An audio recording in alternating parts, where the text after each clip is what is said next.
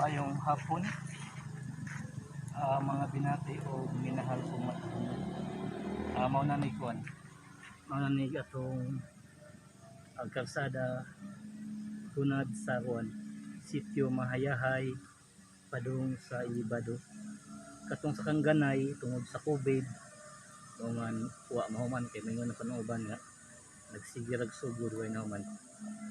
Mao nga agwa mahuman kay tungod sa COVID. Ang kontraktor di ka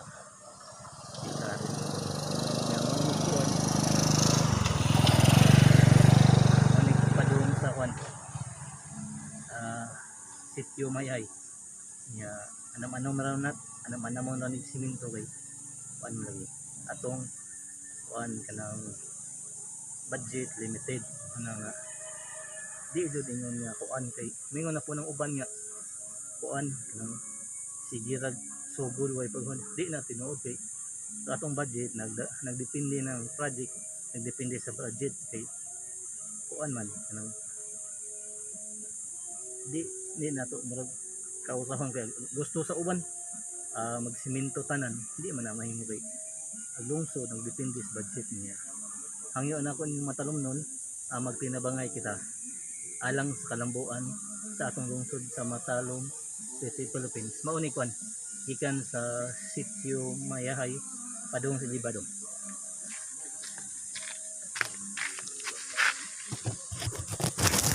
Natalunon masuri ta padung ni Skon.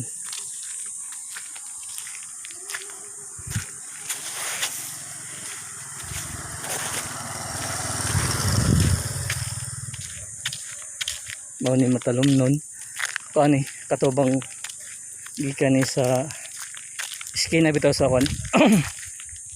Rapangan Falls nya kani aning kamot itong mga kuan sa lungsod nga kuan lagi ng katawhan di na magkalisod-lisod mga himuan og nindot nga kalsada pero anam-anam mo ra di ingon nga kuan kay sa uban moingon sad nga sige rag sugod pero tinawag bitaw nga deres Mahayahay sige sa Kangganay kay mao ning gireklamo kay nagsigil ako ng sugod agwa ni matrabaho kay tungod sa COVID ag kontraktor to sa Extraordinary mga kon ani matalom nun sa ni padung sa barangay Ilibado sitio Mayahay.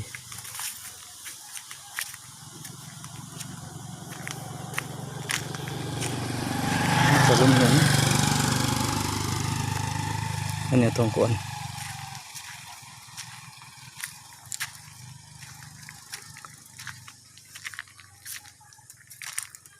padung sa barangay Ilibado. Hangyo lang na ko inyo matalom nun magtinabangay kita alang sa kalambuan sa atong lungsod.